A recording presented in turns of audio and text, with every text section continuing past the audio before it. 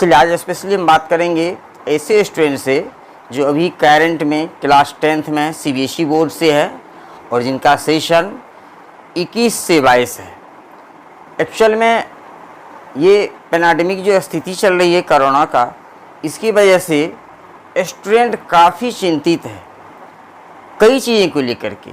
Just पहले वाले senior वाले स्टूडेंट को जो स्थिति दिखी रिजल्ट का स्कूल का किस प्रोसेस से मार्किंग हो रही है, वहाँ से वो चिंतित हैं। साथ ही साथ में अभी क्या हो रहा है कि एक तरीक़ा से जो मार्केट है नहीं, इसमें सोशल मीडिया है, इसमें तरह तरह की बातें आ रही है कि जो आप जो स्टूडेंट हो अभी 21-22 का, इसका एग्ज़ाम कैसे होगा, पैटर्न क्या रहेगा, क्वेश्चन क्या रहेगा।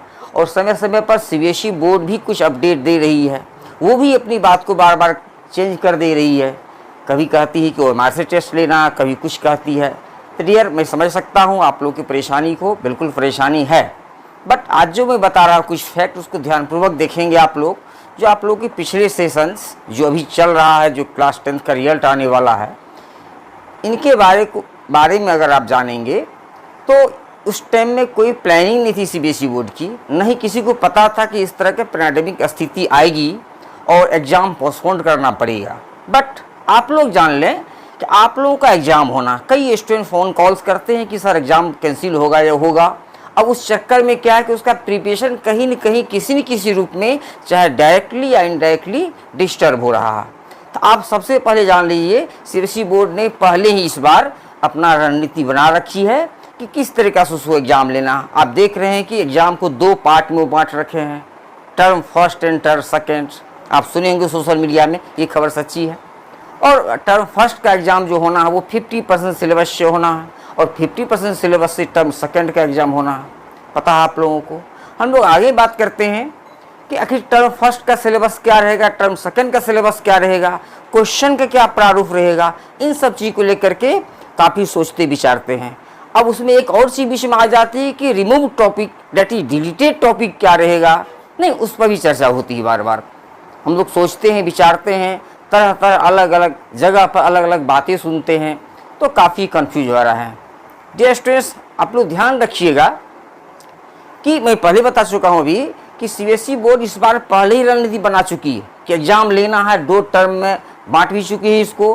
फर्स्ट फेज का एग्ज़ाम फर्स्ट टर्म होगा, वो आपके स्कूल में ही होना है, ठीक है, वो आपके स्कूल में ही होगा। सेकंड फेज के एग्ज़ाम की अगर हम लोग बात करें तो वो फिर बोर्ड अपने अनुसार से सेंट्रलाइज करके वो लेगी। अब फर्स्ट फेज का एग्ज़ाम क्या कंप्लीट स्कूल ही लेगी? नहीं, उसमें भी बोर्ड का बहुत बड़ा शेप होगा। बोर्ड से क्वेश्चन आएगा, ओएमआर सीट आपको प्रोवाइड किया जाएगा। ओएमआर सीट में कलर करना होता है ऑप्शन के ABCD को, ठीक है।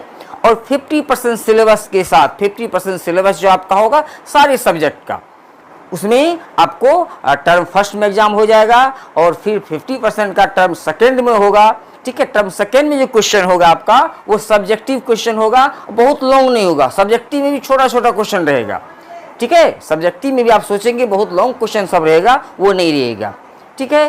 तो आज हम लोग इसी विषय पर जानना चाह रहे हैं, स्पेशली इस कोर्स के बारे में। क्लास 10th का जो कोर्स है, और स्पेशली आप अगर मुझे जानते होंगे, मैं मैथमेटिक्स का टीचर रहा हूँ, ठीक है। तो मैं आज आप लोगों को मैथ्स के बारे में बताऊंगा कि मैथ्स का जो टॉपिक है, जो कोर्स है, वो किस तरीक़ा से है। टर्म फर्स्ट में जो एग्ज़ाम होना वो कैसे होना है, कैसा क्वेश्चन पेपर आना है, फिर टर्म सेकेंड में क्या होना है, सिलेबस क्या होगा, डिलीटेड टॉपिक क्या सब है। मैं चैप्टर वाइज आप लोगों को बताने जा रहा हूँ। आने वाले 10 से 15 मिनट आप लोग ध्यानपूर्वक वीडियो को देखिए, तो आप लोग हर चीज़ क्लियर हो जाएगा, ठीक है। चलिए डियर, लेट अस स्टार्ट। हम लोग स्टार्ट करते हैं अपनी टॉपिक को। अब आते हैं टॉपिक पर। आप देख रहे हैं कि आप बैकग्राउंड में आप यहाँ देख रहे हैं सामने में, 1 मिनट,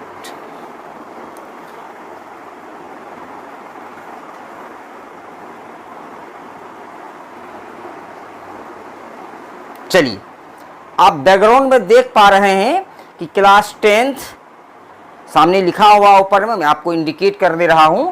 आप देखेंगे बैकग्राउंड में क्लास 10th 21-22 जो सेशन है आपका, ठीक है। और फर्स्ट टर्म के बारे में आज मैं जानकारी लेकर के आया आप लोगों के सामने। अब इसमें थोड़ा ध्यानपूर्वक देखिए, मैं इंडिकेट कर रहा हूं, आप इंडिकेशन को देखें और मेरी बात को सुनेंगे। सबसे पहले आप देखेंगे यहाँ लिखा हुआ वन पेपर OMR, मीन्स आपका जो फर्स्ट टर्म का एग्जाम होगा वो एक ही पेपर का होना है, ठीक है। ऐसा नहीं कोई सेकंड सिटिंग वगैरह सब होना है, केवल एक ही पेपर का होना है जो कि OMR पर आपका होगा, ठीक है। बोर्ड से ही क्वेश्चन आएगी स्कूल में, आपको स्कूल में ही देना होगा। OMR की कंडीशन ये होती है कि एक बार आप आंसर दे दिए आप उसको चेंजिंग नहीं कर सकते, ठीक है। चलिए आप ये देख रहे हैं, साथ ही साथ में आप देख रहे हैं ये टाइमिंग यहाँ देखेंगे। अब यहाँ टाइमिंग देखेंगे तो लिखा हुआ 90 मिनट्स, ये 90 मिनट का आपका एग्जाम होगा, उसको हम लोग 1.5 आवर कह सकते हैं। अब मन में क्वेश्चन आ रहा होगा, क्वेश्चन की संख्या क्या होगी? देखिए अभी बोर्ड क्वेश्चन की संख्या को लेकर ज़्यादा कोई डिक्लेरेशन दी नहीं है, अभी तक वो प्रिपरेशन कर रही है। जो ही ये कंफर्मेशन आएगा तुरंत आप लोग अपडेट करेंगे। इस चैनल के माध्यम से आप लोग जुड़े हुए रहेंगे, ठीक है। इसमें जो आइकॉन है, इसमें जो बेल है उसको आप क्या करेंगे, ऑन कर देंगे और सब्सक्राइब कर लेंगे, तो क्या होगा जो भी अपडेट आएगा बोर्ड से मैं आप लोगों को समय समय पर अपडेट करते रहूँगा, ठीक है।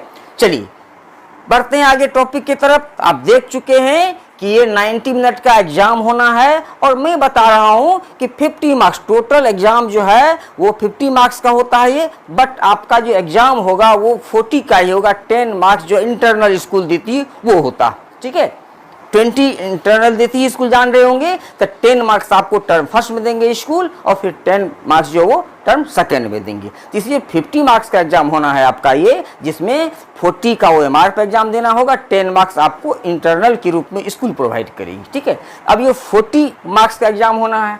टाइम आप देख रहे हैं कि 90 मिनट का है, तो अभी तो ऐसा कुछ कहा नहीं जा सकता है कि क्वेश्चन कितना ऑब्जेक्टिव पूछेगा, ठीक है। वो तो बोर्ड का डिसीजन लेना है। जहां तक मुझे अंदाजा आ रहा है कि हो सकता है, ठीक है। आप देख पा रहे हैं टाइम आपके पास 90 मिनट है और क्वेश्चन जो है आपको 40 मार्क्स का, नहीं 40 मार्क्स है, उधर 90 है, तो आप एक अंदाजा लगा सकते हैं हो सकता है 1.5 मार्क्स करके या क्वेश्चन की संख्या में कुछ डिफरेंट करके आपको मार्किंग किया जाए। बट इस पर हम लोग कन्फर्म अभी नहीं, वो बोर्ड डिसीजन ले रही, बोर्ड इस पर क्लियरेंस नहीं दी है कि किस तरीका से क्वेश्चन देना, कितना मार्क्स का देना है। जो ही आएगा मैं अपडेट करूँगा। चलिए हम लोग टाइम को वेस्ट नहीं करें, सबकी टाइम कीमती है। चलिए आते हैं हम लोग अपने टॉपिक पर, जिस टॉपिक को स्पेशली आप लोग जानना चाहते हैं और मैं भी बताना चाहता हूँ। सबसे पहला चैप्टर जो मैथ्स में है वह है रियल नंबर। आप लोग उम्मीद करते हैं सब पढ़ लिए होंगे इस टॉपिक को, नहीं चूंकि जुलाई खत्म हो चुका है, निश्चित रूप से पढ़ लिए होंगे रियल नंबर। आप सबसे पहले जान लिए रियल नंबर जो टॉपिक है, इससे आपको 6 मार्क्स का क्वेश्चन आएगा, ठीक है। रियल नंबर टॉपिक से आपको 6 मार्क्स का क्वेश्चन पूछा जाएगा टोटल, ठीक है। अब इसमें देखेंगे इस चैप्टर में डिलीटेड टॉपिक क्या, डिलीटेड पोर्शन क्या है। तो डिलीटेड पोर्शन इस चैप्टर में है, आप देखिए ये लिखा हुआ है, हम लोग रिमूव टॉपिक करके यहाँ लिखे हैं, जो है इक्लिश डिवीजन लेमा। इक्लिश डिवीजन लेमा से रिलेटेड जो क्वेश्चन होगा वो आपको एग्जाम में नहीं आएगा। आप एनसीईआरटी बुक की बात कीजिए 10th का, तो उनमें ये पहला एक्सरसाइज है इस चैप्टर का, उसमें टोटल इक्लिश डिवीजन पर ही क्वेश्चन दिया हुआ है। आप ऐसे समझ सकते हैं पहला एक्सरसाइज के क्वेश्चन को टच नहीं करना, ठीक है, उससे एग्जाम में क्वेश्चन नहीं आएगा। चलिए आगे चलते हैं हम लोग। सेकेंड जो टॉपिक है चैप्टर है वो है पॉलिनोमियल्स। पॉलिनोमियल में आपको 5 मार्क्स का क्वेश्चन पूछा जाएगा और पॉलिनोमियल में फिर सोच रहे हैं इसमें क्या डिलीटेड है, तो इसमें डिलीटेड है, आप देख रहे हैं रिमूव टॉपिक करके लिखा हुआ है, statement and simple problems on division algorithm for polynomials with real coefficient. Division algorithm पर जो क्वेश्चन सब पूछा जाता है, डिवीजन एल्गोरिदम को अप्लाई करके जो क्वेश्चन हम लोग सॉल्व करते हैं, ठीक है, इस टाइप का क्वेश्चन आपको पॉलिनोमियल से नहीं आएगा। इस तरह के क्वेश्चन में हम लोग अपना एनर्जी वेस्ट नहीं करेंगे ताकि एग्जाम में हम सिक्योर कर सके अपने मार्क्स को, ठीक है। तीसरा चैप्टर हम लोग आते हैं, यह है pair of linear equations two variables, ठीक है। तो 2 वेरिएबल वाले पेयर ऑफ लीनियर इक्वेशन है, ये चैप्टर ही पढ़े होंगे आप लोग, अलजेब्रा का पार्ट है। इनमें भी आप देख पा रहे हैं यहाँ पर दिया हुआ है कि 5 मार्क्स का क्वेश्चन इससे भी आपको पूछा जाएगा, ठीक है। अब इसमें देखेंगे रिमूव टॉपिक क्या है, इनमें एक ही रिमूव टॉपिक है, वो है क्रॉस मल्टीप्लिकेशन मेथड। इसके अंदर में मेथड पढ़ना होता है सॉल्व करने का क्वेश्चन को, ठीक है। तो उनमें से एक मेथड आता है क्रॉस मल्टीप्लिकेशन मेथड, इससे क्वेश्चन आपको एग्जाम में नहीं आना है, इसमें हम लोग टाइम वेस्ट नहीं करेंगे। बस केवल ये टॉपिक, और सारा टॉपिक आप लोगों को पूरा पढ़ना होगा। आगे बढ़ते हैं हम लोग, यहाँ है अब देखिए 3 के बाद में 7 लिख रखा हूँ, आप कंफ्यूज कर देंगे 7 ने क्यों लिख दिया हूँ, क्योंकि आपके एनसीईआरटी के बुक में जो चैप्टर का नंबरिंग दिया हुआ है उसमें 7वें नंबर पर पड़ता है कोऑर्डिनेट ज्योमेट्री, ये चैप्टर टर्म फर्स्ट में शामिल किया गया। ठीक है, तो कोऑर्डिनेट ज्योमेट्री में क्या है कि इसमें तो बिल्कुल क्लास 10th के कोऑर्डिनेट ज्योमेट्री बिल्कुल नई चीज सीखते हैं हम लोग। ठीक है, इनमें आपको क्या है कि रिमूव टॉपिक, इसमें से एक टॉपिक को हटाया गया है और वो है एरिया ऑफ ट्रायंगल।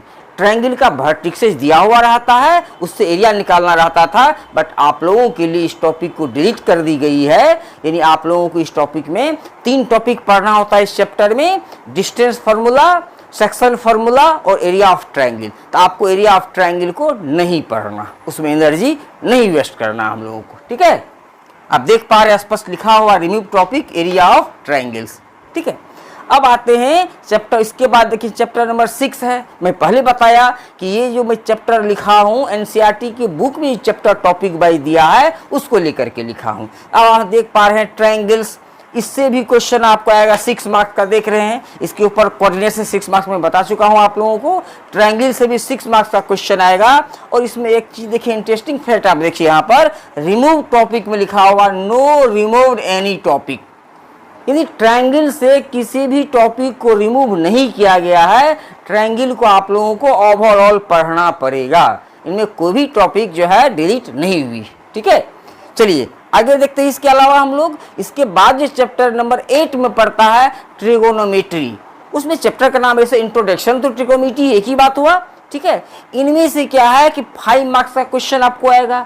अब इन 5 मार्क्स में आप देख पाएंगे रिमूव टॉपिक क्या रहेगा, the motives the ratio whether are defined at 0 and 90 degree. इस चैप्टर अगर आप पढ़ लिए होंगे तो समझ पा रहे होंगे, अगर नहीं पढ़े होंगे जब पढ़ेंगे तो याद रखना है 0-90 के एप्लीकेशंस पर क्वेश्चन सब रहता है त्रिकोणमिति में, वो डिलीटेड है, उससे क्वेश्चन नहीं आना। ठीक है, उसके बाद है एक और टॉपिक इसके अंदर में है T ratio of complementary angle. Complementary angle आप लोग समझते हैं, 2 एंगल का सम जो 90 डिग्री होता है, a + b = 90 डिग्री। इस टाइप का जो टी रेशियो में क्वेश्चन रहेगा नहीं, वो क्वेश्चन आप लोगों को नहीं आएगा, इस टॉपिक को भी डिलीट कर दी गई है। शेष जितना भी टॉपिक है आपके एनसीईआरटी बुक में सब की सब आना। ठीक है, ये हो गया आपका त्रिकोणमिति की कहानी। आगे बढ़ते हैं, एरिया रिलेटेड टू सर्किल जो 12 नंबर पर आता है, 12 नंबर चैप्टर में आता है एरिया रिलेटेड टू सर्किल। इसमें से 4 मार्क्स का क्वेश्चन आएगा, छोटा ही चैप्टर, बहुत बड़ा टॉपिक नहीं है ये। ठीक है, अब इसमें देखेंगे रिमूव टॉपिक क्या है, तो इसमें से आप देख पाएंगे problems on central angle of 120 degree. ठीक है, इनमें ऐसे क्वेश्चन जिसमें सर्किल होगा और सर्किल के सेंटर पर 120 डिग्री का एंगल बन रहा होगा, ऐसे जो क्वेश्चन है शायद एनसीईआरटी की बुक में 2 या 3 क्वेश्चन टोटल में दिया, वो 2-3 क्वेश्चन आप लोगों को नहीं आएगा और सारा क्वेश्चन आपको पढ़ना होगा। तो केवल एक टॉपिक जो सर्किल में सेंटर पर 120 डिग्री बनता है, वो क्वेश्चन को हम लोगों को ध्यान नहीं देना, से सारे क्वेश्चन को पढ़ना होगा, सारा क्वेश्चन आपके सिलेबस में शामिल है। चलिए आगे बढ़ते हैं हम लोग। इसके बाद है प्रोबेबिलिटी। प्रोबेबिलिटी से भी आपको 3 मार्क्स का क्वेश्चन टोटल आएगा। और प्रोबेबिलिटी में रिमूव टॉपिक देखेंगे तो यहाँ वही बात आ रहा है जो यहाँ पर था नो रिमूव्ड, उसी तरह से प्रोबेबिलिटी से भी नो रिमूव्ड एनी टॉपिक, किसी टॉपिक को रिमूव नहीं किया गया। ऐसे प्रोबेबिलिटी छोटा टॉपिक है या बड़ा टॉपिक तो है नहीं, अब इसको रिमूव क्या करता, नहीं, बिल्कुल इसमें कोई रिमूवेशन नहीं हुआ है। और इस तरीका से आप देखेंगे chapter 1, chapter 2, chapter 3, chapter 7, chapter 6, chapter 8, chapter 12, chapter 15, total 8 chapter है। संख्या काउंट करेंगे 8 चैप्टर है और मार्क्स को ऐड करेंगे 6 marks plus 5 marks plus 5 marks plus 6 marks plus 6 marks plus 5 marks plus 4 marks plus 3 marks. तो इसको कैलकुलेट करके ऐड करके होता है टोटल 40 मार्क्स। कितना होता है 40 मार्क्स, जिसकी मैं बात कर रहा था कि 40 मार्क्स का आपका यहाँ पर ऑब्जेक्टिव टेस्ट होना। ठीक है, टोटल 50 का होता है। 10 मार्क्स जो है और आप देखेंगे लास्ट में स्टार करके मैं लिख दिया हूँ कि इंटरनल असेसमेंट टेस्ट। ठीक है, इसे 10 मार्क्स है। अब इंटरनल असेसमेंट में मार्क्स जो को कैलकुलेट करके दी स्कूल, वो मार्क्स है आपके यूनिट टेस्ट में ऑफ 10 मार्क्स, ठीक है। आपका असेसमेंट होगा, स्कूल सब्जेक्ट मिलता है उनकी मार्क्स की बात होती है, एक्टिविटी होती है, कोई प्रैक्टिकल वर्क सब होता है, इन सब के मार्क्स को कैलकुलेट करके स्कूल आपको टोटल 10 मार्क्स प्रोवाइड करेगी। ठीक है, यही है आपका सिलेबस। अब एक यहाँ क्वेश्चन आता है, ठीक है, एक क्वेश्चन यहाँ आता है, कई स्टूडेंट सोचते हैं कि पिछले ईयर भी कुछ टॉपिक डिलीटेड था, पिछले ईयर जो सेशन था आपके जस्ट सीनियर वाले बैच जिनका रिजल्ट अभी नहीं आई, आने वाली है, नहीं, इन लोगों के साथ भी टॉपिक डिलीट हुआ था। अगर आप ये सोच रहे हैं जो टॉपिक उन लोगों को डिलीट कर दी गई थी एग्जैक्टली वही टॉपिक आप लोगों को डिलीट कर दिया गया है, अगर आप ऐसा सोच रहे हैं बिल्कुल ही सही नहीं सोच रहे हैं, गलत सोच रहे हैं, क्योंकि उन लोगों को जो डिलीटेड टॉपिक था वो डिफरेंट था और आपका टॉपिक डिलीटेड जो है वो डिफरेंट है। उनमें कुछ टॉपिक डिलीटेड था उसको इसमें रखा गया है और कुछ को इसमें डिलीट किया गया जो वहाँ पर था। आई बात समझ में? इसीलिए उसको कहीं से कॉपी नहीं करना। एक एग्जांपल दिखाता हूं मैं कि ट्रायंगल में देखेंगे आप, ट्रायंगल में यहाँ लिखा हुआ है no removed any topic, triangle में किसी टॉपिक को रिमूव नहीं किया गया है। जबकि पिछले ईयर का अगर रिमूव टॉपिक कहीं आपको मिलेगा तो उसमें देखेंगे 2 या 3 टॉपिक था जिसको रिमूव कर दिया गया था। ठीक है, तो कहने का अर्थ यह है कि पिछले ईयर के आधार पर किसी भी तरीका से नकल नहीं करना है कि वही टॉपिक डिलीट हो रहा है। उसके अलावा और भी चैप्टर्स में आपको जो दिखाया गया है उसमें पिछले ईयर की भांति रिमूवेशंस नहीं किया गया, डिफरेंट है थोड़ा सा। तो आप यहाँ जो रिमूव किया गया इस टॉपिक को देखेंगे, आप बोर्ड पर क्लियर देख पा रहे हैं, चैप्टर वाइज सब चीज मैं लिख चुका हूँ। ठीक है, प्रत्येक चैप्टर में कितना मार्क्स आना पर चैप्टर वो लिख चुका हूँ, किस चैप्टर में कौन टॉपिक डिलीट हो चुका उसको मैं लिख चुका हूँ। इसको आप लोग ध्यानपूर्वक अगर देख लेंगे तो सारी बात समझ में आ जाएगी और अपने प्रिपरेशन में लग जाना है। फाइनली फिर से मैं बता रहा हूं कि अगर आपको ये दिमाग में सेट हो गया कहीं से कि एग्जाम कहीं आप लोग का भी ना हो तो गलत सोच रहे हैं। अपनी प्रिपरेशन को आप लोग जारी रखिए। आप लोग एग्जाम होना 2 टर्म में, एक टर्म स्कूल में दिया जा रहा है और अगला टर्म जो होगा सेकेंड टर्म वो होगा मार्च या अप्रैल की टाइम में, अकॉर्डिंग टू सिचुएशन को देखते हुए। और ऐसे भी वैक्सीन आ चुकी है, अब ये कोरोना का ज़्यादा डर नहीं रहेगा। अब देखेंगे 18 से नीचे वर्ष वाले बच्चे के लिए वैक्सीन ट्रायल सेकंड फेज का ट्रायल चल रहा है, बहुत जल्द मार्केट में आ रही है। तो इसकी संभावनाएं नहीं के बराबर है कि आपका एग्जाम कैंसिल हो, आप पढ़ाई पर फोकस करेंगे। कई स्टूडेंट कॉल करते हैं सर एग्जाम तो होना ही नहीं है, लगता है एग्जाम नहीं होगा, डेट मीन वो कहीं न कहीं अपनी कंसिस्टेंसी खो रहे हैं। हम नहीं चाहते ऐसे स्टूडेंट की कंसंट्रेशन खो जाए, फिर बाद में एग्जाम हो और फिर परेशानी हो जाएगा। ठीक है, इस बात को ध्यान रखेंगे। बट आपके मन में एक क्वेश्चन उभर रहा होगा कि सर फर्स्ट टर्म के बारे में तो बता दिए सब कुछ, फिर सेकंड टर्म के बारे में कुछ तो बताया ही नहीं। बिल्कुल नहीं बताए हैं, तो हम नेक्स्ट वीडियो या डालेंगे। ठीक है, उस वीडियो में स्पेशली सेकंड टर्म के बारे में दिखाएंगे कि सेकंड टर्म इसी तरीका से कौन टॉपिक है, कितना मार्क्स एग्जाम होना है, कौन टॉपिक रिमूव हुआ है, कौन नहीं हुआ है। ठीक है, उसका क्वेश्चन के क्या कैसे प्रोफाइलिया, ये सारी चीज पर डिस्कस करेंगे नेक्स्ट टॉपिक में। हम आप लोगों को, आप लोग वेट कीजिए। ठीक है, अगला वीडियो जो हम डालेंगे उसी से आएगा। बट आपको ये मिलेगा कैसे, आपको पता कैसे चलेगा ये टॉपिक डाला गया है। ठीक है, इसके लिए फिर से क्या कीजिए, मैं शुरू में ही बता दिया था, नहीं, यहाँ पर सब्सक्राइब कर लीजिएगा इस चैनल को। ठीक है, बेल आइकन को दबा दीजिएगा ताकि जो ही कोई टॉपिक मैं डालूंगा आप लोगों को इजीली वो प्राप्त हो जाएगा, पता चलेगा, उसको आप देखेंगे और ये मिलते रहेगा।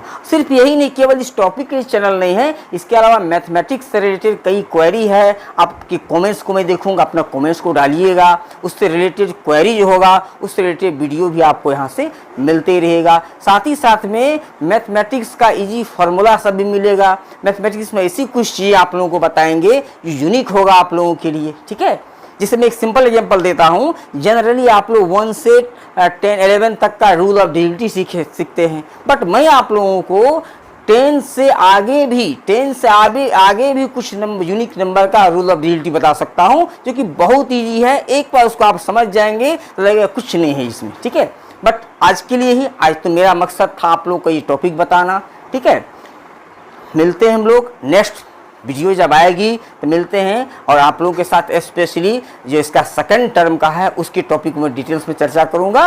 फाइनली वही चीज़ें कि आप लोग इस पर देखिए, अगर वीडियो को देखते हैं उसको लाइक करते हैं। ठीक है, साथ ही साथ में अपना कमेंट छोड़िएगा ताकि उसको मैं देख पाऊँ, उससे रिलेटेड आपको जो है जो क्वेरी होगा, जो आपका आंसर्स होगा, जो सॉल्यूशन होगा उसको लेकर के आऊँगा। आज के लिए okay, thank you, have a nice day.